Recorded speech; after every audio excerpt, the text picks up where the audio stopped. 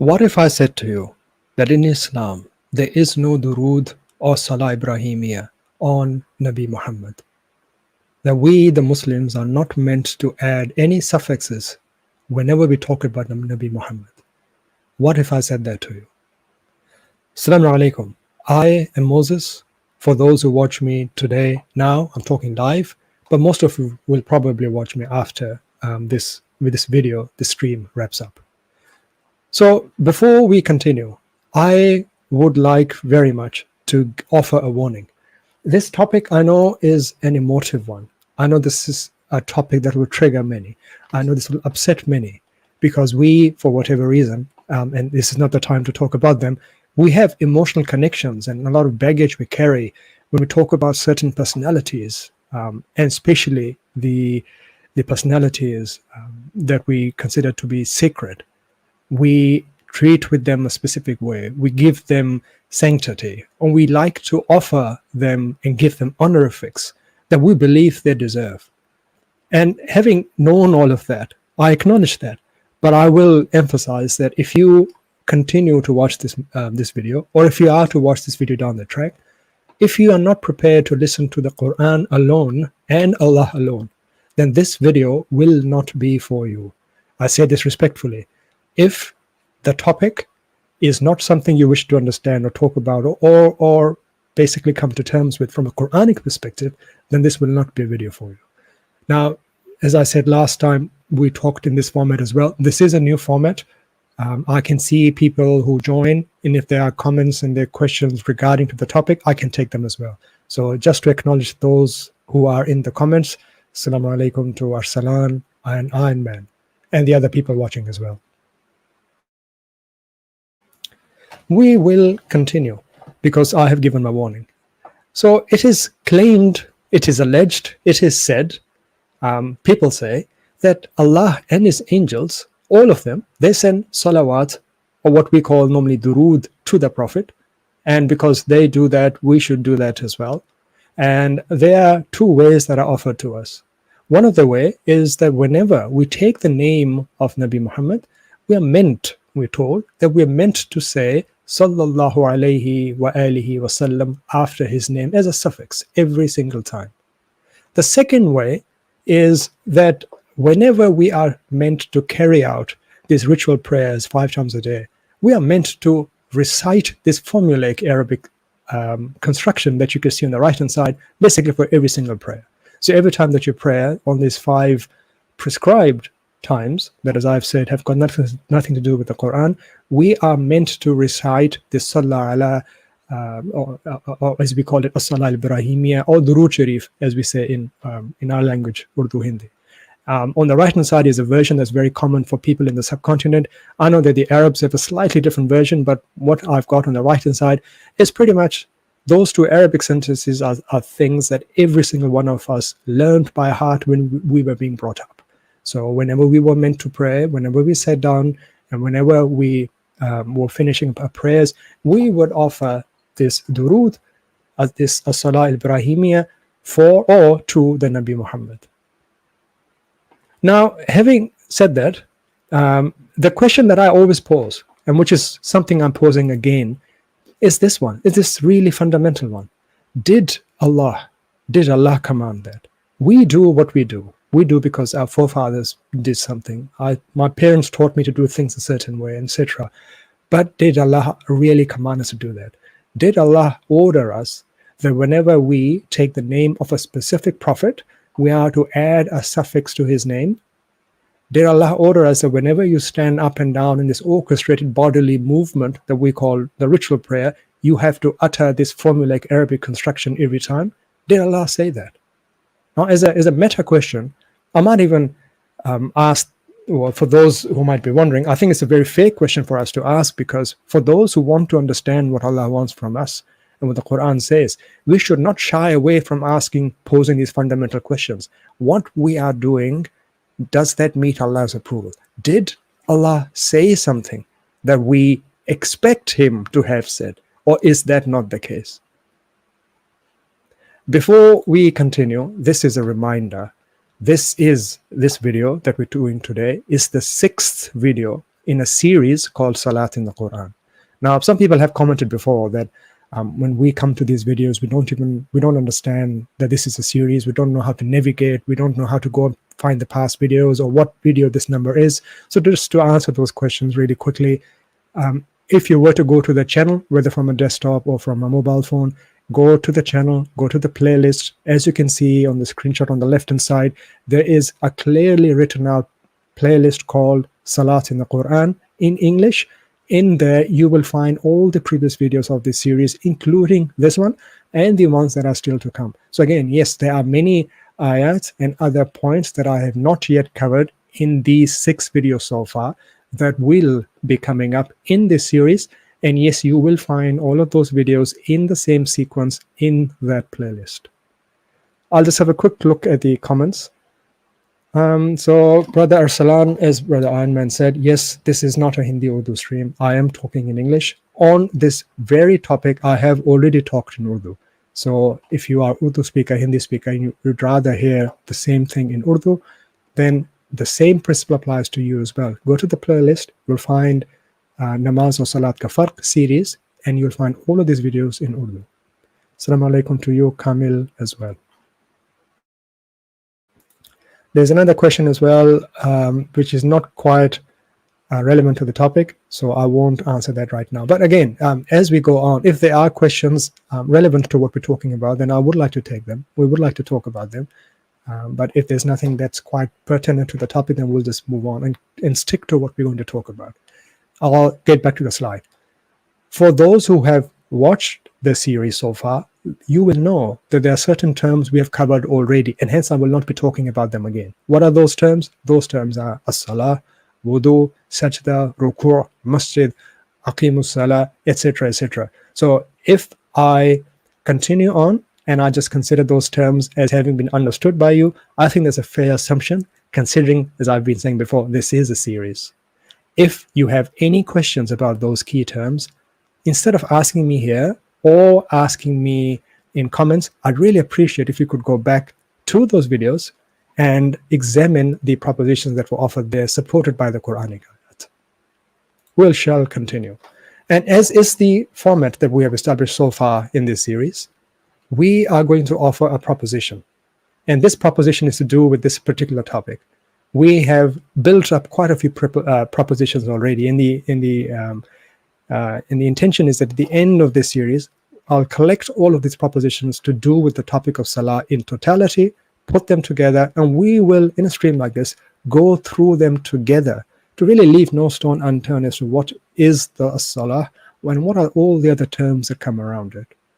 So the proposition number 1, and the proposition that I'll like to offer in this video, is this. To do Salah ala, for example, Salah alayhi, is the action of an entity forming a salah, which is two-way connections with another entity. I'll repeat that because it could come across as a bit of a mouthful. If I am doing salah to somebody else, salah ala shakhs akhar, if I'm doing this to somebody else, then this is the action of an entity, me, as I said in my example, forming a salah with another entity. This is how Salah ala has been utilized in the Quran. And to support this proposition, we're going to look at 2 ayats of the Quran to really hammer on this point. The first ayah that I'd like to present to you is first of 2 ayat from the same chapter of the Quran. And I'll point out a few things and then we'll go and talk about these ayats. Both of these ayat, as I said, come in the same surah by the same katib, the same author. Even if you were to not give Quran a divine origin, even no matter where you come from, I think it's very fair academically to say, if an author, if a book that you find has got the same word, the same pattern, Salah ala, as you'll see here in the next ayah, and the author uses them consistently, and it's likely that he means the same thing across the 2 ayat, and not significantly different meanings can be derived from them. So this is something which I think is quite fair, and as an academic, I think there's no problem in me offering this as a given knowledge, and for those who wish to understand, for them to understand it this way. So the first ayah that we've got in front of the screen, obviously all the references, etc., you'll find on the page if you wanted to go and check up yourself, is an ayah that we've covered in the previous videos as well. But today we'll cover the concept Salah ala in this particular ayah. So the ayah goes something like this. هُوَ الَّذِي يُصَلِّي عَلَيْكُمْ. I'd like you to pay attention to how I said that. يُصَلِّي عَلَيْكُمْ Salah ala. Somebody is doing Salah ala kum, to all of us, to all of the people that are outside of this entity. This entity is doing Salah ala to them. وَمَلَائِكَتُهُ لِيُخْرِجَكُم مِّنَ الظُّلُمَاتِ إِلَى النُّورِ وَكَانَ بِالْمُؤْمِنِينَ رَحِيمًا. So Allah in this ayah is saying something really remarkable. It is He who reaches out, forms two-way connections with you all. Yusalli alaykum. He who reaches out forms two-way connections with you and His malaika to bring you out of the darknesses, dhulumat, into the light, nur. And He is ever merciful towards the mu'mineen. We'll go on to the second ayah. And in this second ayah, as I was saying before, just to reiterate, we find the same pattern. Salla ala is now plural here, yusalluna ala, and we see the same sallu alayhi. Same pattern being used for the same author in the same chapter. The ayah goes something like this. Inna Allaha wa malaikatahu. And I should take a pause here. This is one of the really famous ayats. In fact, I would say this is the ayah upon which the traditional argument resides, even though it has no merit to stand up using this ayah. But they say that whenever you do take the name of this particular prophet, Muhammad, you are Moses, you are meant to say sallallahu alayhi wa alihi wasallam because of this ayah. This ayah has got nothing to do with that, which is something we'll see shortly. But we'll continue on anyway, and we'll see what Allah says to us in this particular ayah, in the same chapter, using the same pattern. Inna Allaha wa malaikatahu yusalluna ala an-nabi ya ayyuhalladhina amanu sallu alayhi wa sallimu taslima. Surely Allah and His malaika reach out, form two-way connections with the Nabi. O you who have believed, spread peace, reach out, form two-way connections with him and submit properly.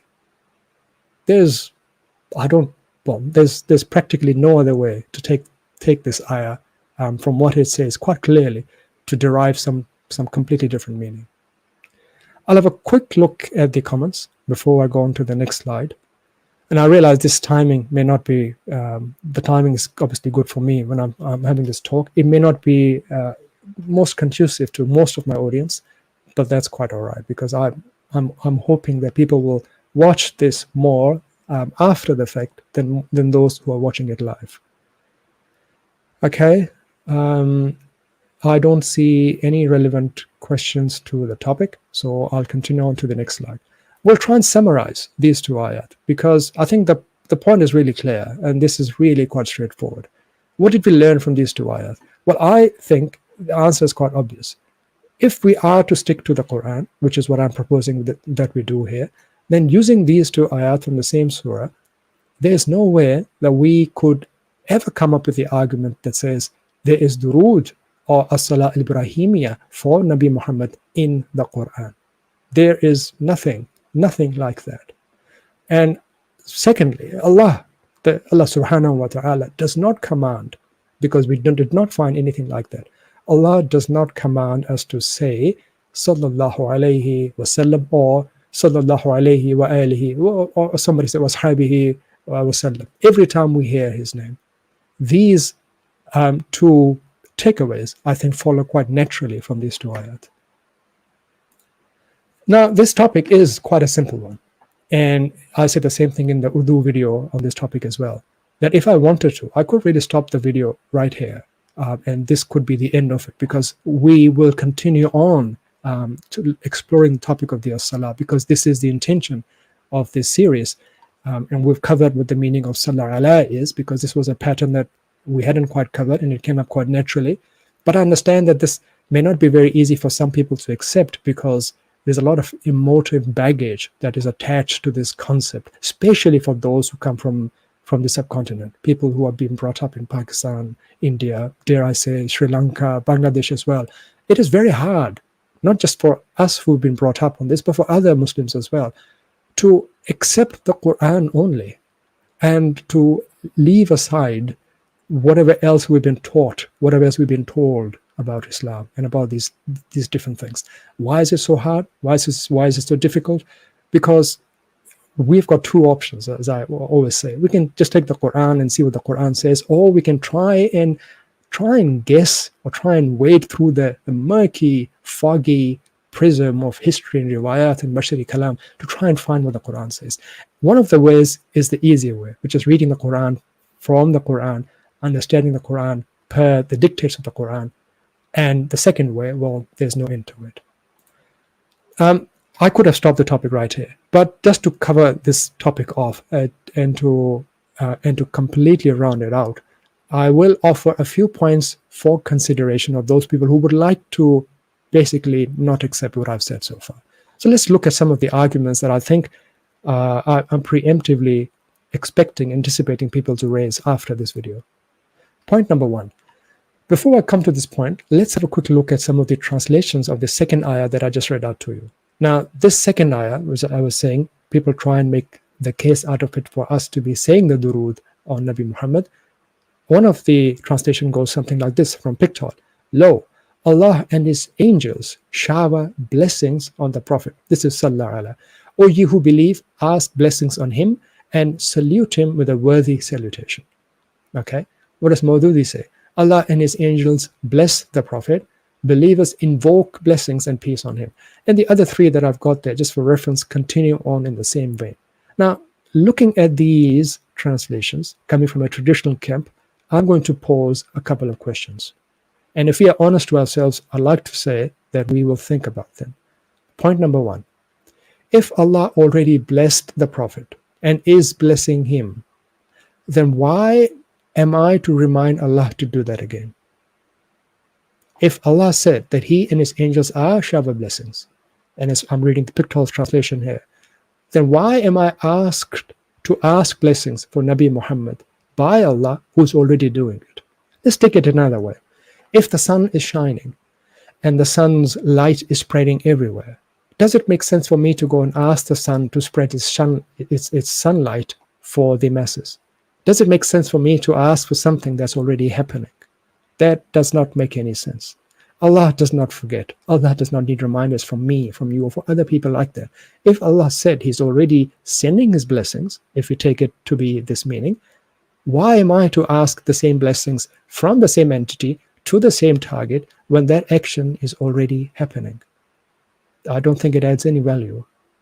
Secondly, if Allah is already doing that action, yeah, and it's something that we can add to, how dare do I or anybody say that they can do something that Allah could not do completely? If Allah has blessed, if you take the Salah Alaihi to be blessings, if Allah has already blessed or is blessing Nabi Muhammad, what value will I add by doing the same action? This is beyond belief. I just don't know how this could ever be answered in an academic proper way. If Allah has done something, if He is doing something, He is the Alpha, the Omega. He is the perfect being. If He does something, He doesn't need me or you to complete what He is doing. I can't do any better, nor can you, with respect. Let's look at another argument. And this argument is, well, I'm looking at the Durood as we traditionally understand this, or Salah Durood, Salah Ibrahimia, that is commonly used in the subcontinent. Something really strange in these two sentences as well. Number one, again, these are not to be found in the Quran. So this very famous, these two very famous sentences, Allahumma salli ala Muhammad wa ala ali Muhammad ila akhirih, they don't appear in the Quran. There's nothing to do with what the Mus'haf of the messenger contained. These are things outside of it. But the strangeness is that it's the same principle, same question. When Allah says that He is blessing the Prophet, despite the fact every time I'm meant to pray, I'm meant to remind Allah, ask Him, tell Him to bless Nabi Muhammad. Why do I say that? Because let's look at the translation that has been put up in there. Sorry, 1 second. There's a little technical problem. As I figure this out. Yep. So it goes something like this. Allahumma salli ala Muhammad wa ala ali Muhammad. And the translation is, "O Allah, let your blessings come upon Muhammad and the family of Muhammad," and to the end. The question is, we know from the Quran, because we read the ayah just before, Allah was and continued whilst the Prophet was alive to send his, let's say, blessings whilst he was there. Now when he said he was doing it up until the Nabi died, why am I meant to ask him, Ya Allah, Allahumma, oh God, salli ala, I'm ordering, I'm commanding, I'm asking Allah, salli ala, Ya Allah, salli ala, ant, salli ala Muhammad, wa ala ali Muhammad. Oh Allah, you do that. Same point. If Allah said clearly in his Quran, he did that, he was doing it to the Nabi, what value does it add for me, for you, for all 1.5 billion of us to sit together and ask him to do that action again? Does that make sense? Does that make sense? It's a question that I'd probably not answer right now. I think for those who wish to think about it, this can be quite simple to understand. Let's go on to another point that I would like us to consider. And it revolves around the same two sentences that we know as Salah Ibrahimia or Durood Sharif in our subcontinent. And this is quite a strange thing that I don't think we think about much. Why? But let me ask the question anyway. Why are we asking Allah to bless the children of one man? The children of a man. Let's say Durood or this Salah ala or this Salah Ibrahimia does exist for Nabi Muhammad. Okay, sure, fine, given. We grant you this point just to get to the next point in our argument. Why are we asking these blessings for the children of a man without any exceptions? Why am I saying that the children of a man, oh Allah, give them all the blessings just because they happen to have been born in the family of a specific person? Are we Muslims? Are we meant to be fair people? Are we meant to be just? Or are we more like, with respect, our Hindu brethren? Are we making a priestly class like the Brahmins there? Are we making Sadat and Sayyids the Brahmins of the Muslims? Aren't all humans equal in the eyes of Allah as per the Quran? And the only difference between us is taqwa. Or are some of us meant to be getting more blessing than others because they happened to have been born in the bloodline of some specific person? Is that fair? Is that just? Is that what Allah says? Is that what Allah would ask us to do? So when I say, as per the translation that I'm reading here, "Oh Allah, let your blessings come upon Muhammad and the family of Muhammad." Why? Like that again, why? As I said before, again a question that I will not talk much about anymore, because I think for those who wish to think, this is an invitation for pondering, for thinking over. I'll instead, just as food for thought, offer one more point for us to think about, because why not? Whilst we're here on this topic, let's continue to have this chat. Let's assume, for the sake of argument and to drive a conversation forwards, that Nabi Muhammad indeed asked us to do this particular form, right? This indeed was something that has come through to us and is part of Islam. Are we saying then that the Prophet Muhammad himself, whenever he sat down for this ritual prayer, he asked himself to be blessed, even though Allah has already told them in the Quran that he was blessed? Was Nabi Muhammad sitting down in this ritual prayer, this namaz, as we say in our languages, and saying to Allah, "Oh Allah, bless Muhammad and the family of Muhammad"? Was Nabi Muhammad saying this for himself whilst he was praying, despite knowing that the Quran that he carried already said that the Nabi was being blessed, if we take blessings as Salah ala? It's a valid question. I think it's a valid question. We should not just discard it straight away, something we should ponder over. But this raises another point. Was Nabi Muhammad not aware of his own risala? Did he not read all of the ways the Bani Israel, the Yahud, continued to get the scorn, the divine scorn, because they considered themselves to be a special race? Didn't they say themselves to be, we are special, we are Bani Israel, we are Yahud, we are special, we are chosen, we are the chosen people? Didn't the punishments continue to follow them because of these racial claims that those people made?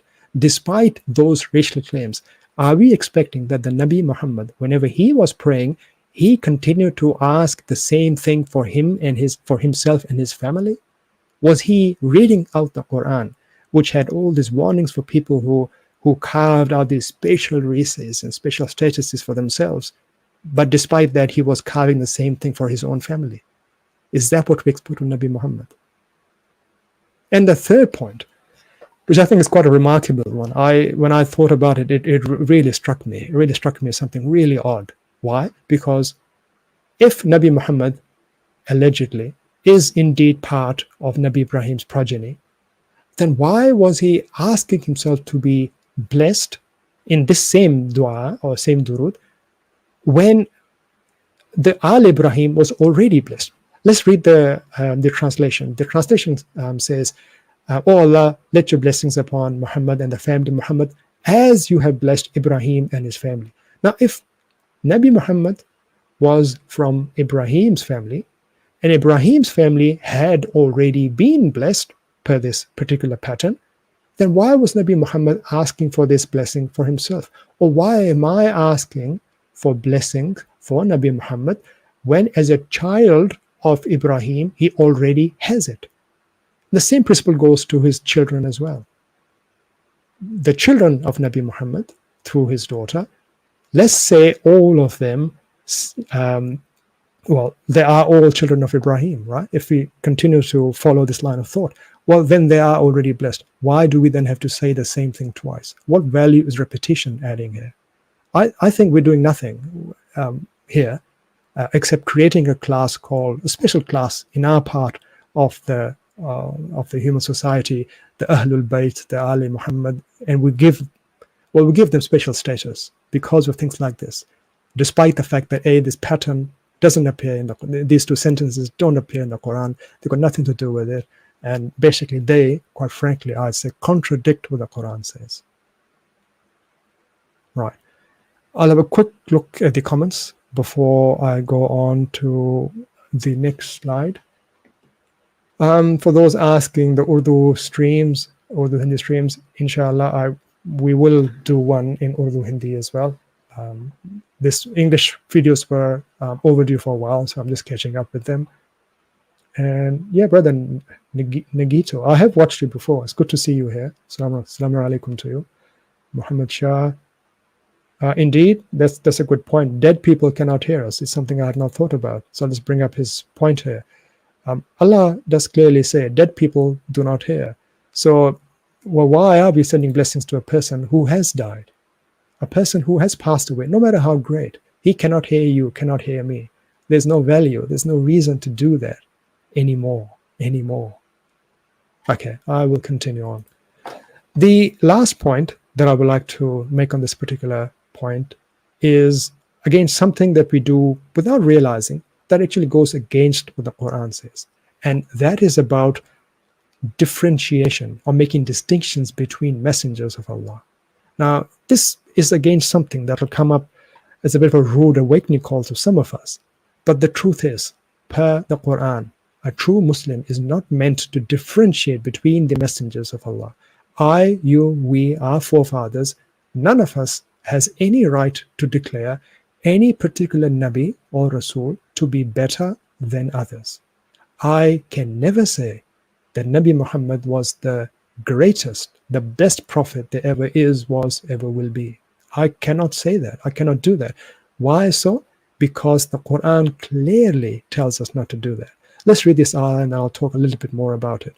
آمن الرسول بما أنزل إليه من ربه والمؤمنون كل آمن بالله وملائكته وكتبه ورسله. This is interesting. This is the key part.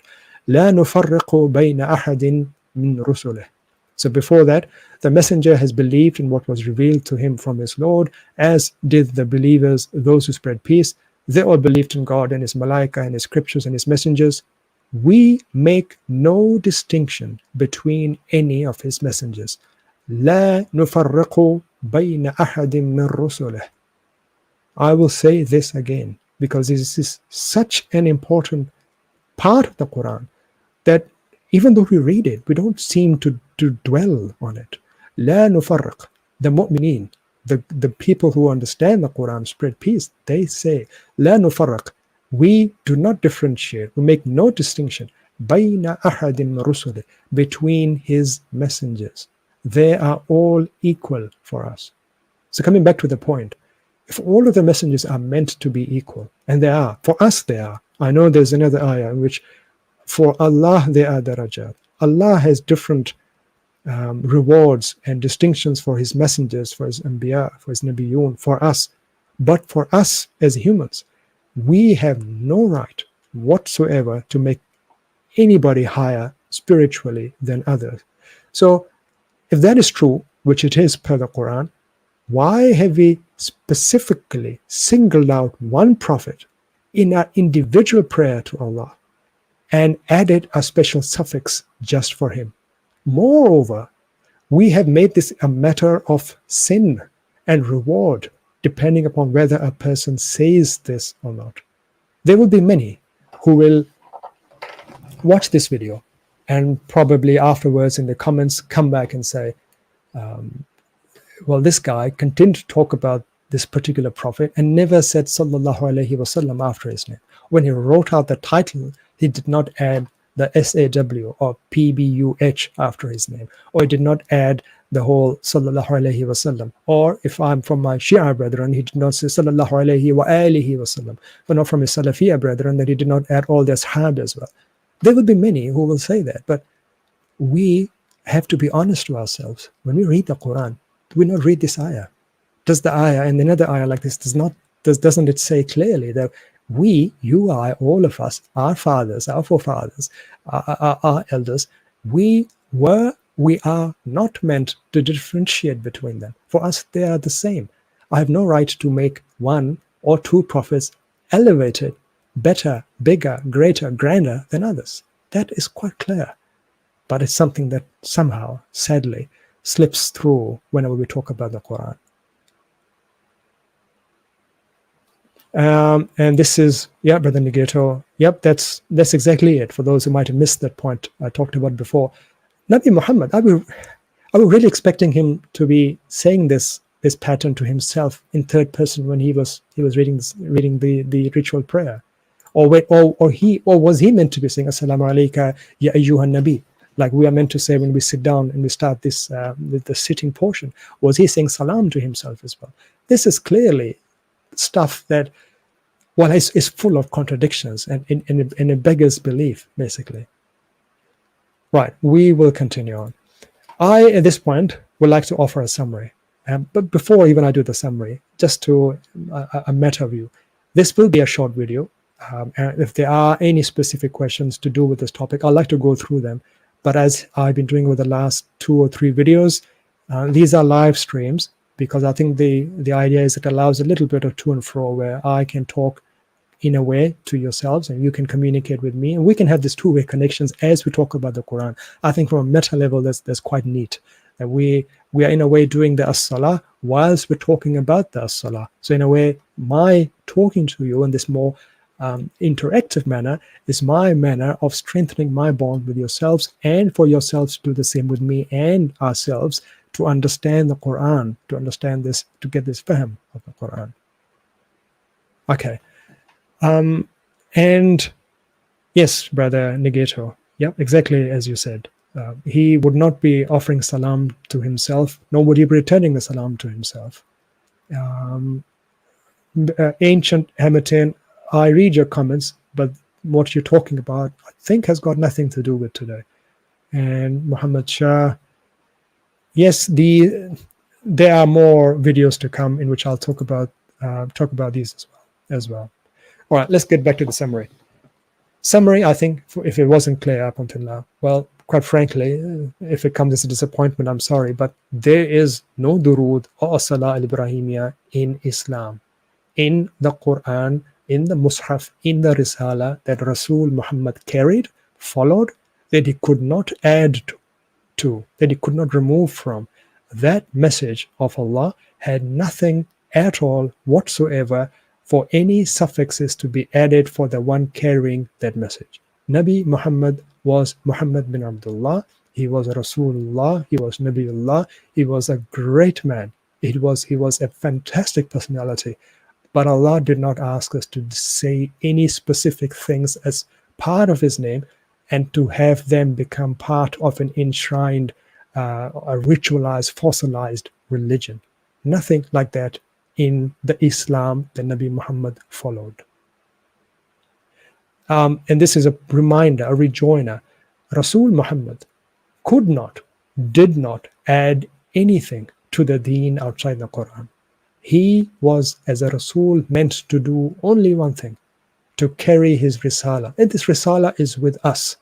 If we are to today say anything in his name that he did not say, well, if what we say against Allah is a matter, but we at the same time badmouth and we allege that the Rasul Muhammad failed to carry out his own message because he added to it outside of it. He did not do that.